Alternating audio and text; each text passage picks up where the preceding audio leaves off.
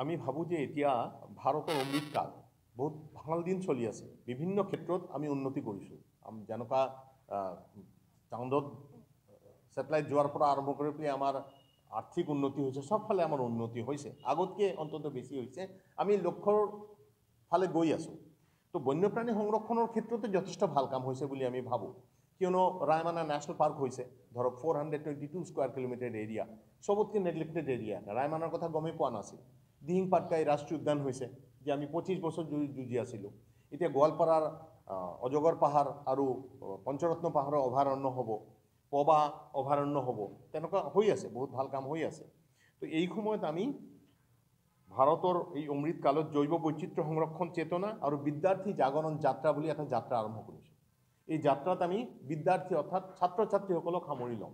এইবাৰ আমি মহাবিদ্যালয়বোৰকো টাৰ্গেট কৰিছোঁ। স্কুলবোৰত বিদ্যালয়বোৰত আমি কৰি আছিলোঁ, কিন্তু এইবাৰ আমি মহাবিদ্যালয়বোৰতো কৰিছোঁ।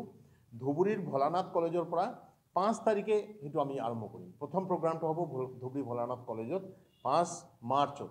আৰু আমি ভাবিছোঁ যে আমি শেষ কৰিম শদিয়াত, ধুবুৰীৰ পৰা আৰম্ভ হৈ পেলাই শদিয়াত শেষ কৰিম। আমি 5 মাৰ্চত আৰম্ভ কৰিম আৰু আমাৰ টাৰ্গেটটো হ'ল 5 জুন বিশ্ব পৰিৱেশ দিৱস, তেতিয়া আমি শদিয়াত সেইটো শেষ কৰিম।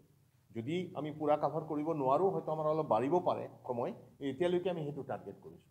আৰু আমি ভাবোঁ যে প্ৰকৃতি সংৰক্ষণ আন্দোলন, বন্যপ্ৰাণী সংৰক্ষণ, জৈৱ বৈচিত্ৰ্য সংৰক্ষণ আন্দোলন এটা শক্তিশালী আন্দোলন। এই আন্দোলনটোৰ অত্যন্ত প্ৰয়োজন। আমাৰ পৰৱৰ্তী প্ৰজন্ম ছাত্ৰ ছাত্ৰীসকলৰ মাজত এই চেতনাটো যাব লাগে। আৰু সঁচা অৰ্থত এইটো এটা হিউমেনিটেৰিয়ান এটা মুভমেণ্ট। আজি 42 বছৰ ধৰি পেলাই নিৰন্তৰভাৱে ক্ৰমাগতভাৱে নেচাৰ্ছ বেকেনে কাম কৰি আছে। আৰু 42 বছৰ ধৰি পেলাই এই চেষ্টাটো নকৰিলে বহু জংঘল, বহু অভয়াৰণ্য নহ'ল হয়, বহু বন্যপ্ৰাণীও হয়তো প্ৰায় লুপ্ত হৈ গ'ল হয়। অন্তত সোণালী বান্দৰৰ নিচিনা বন্য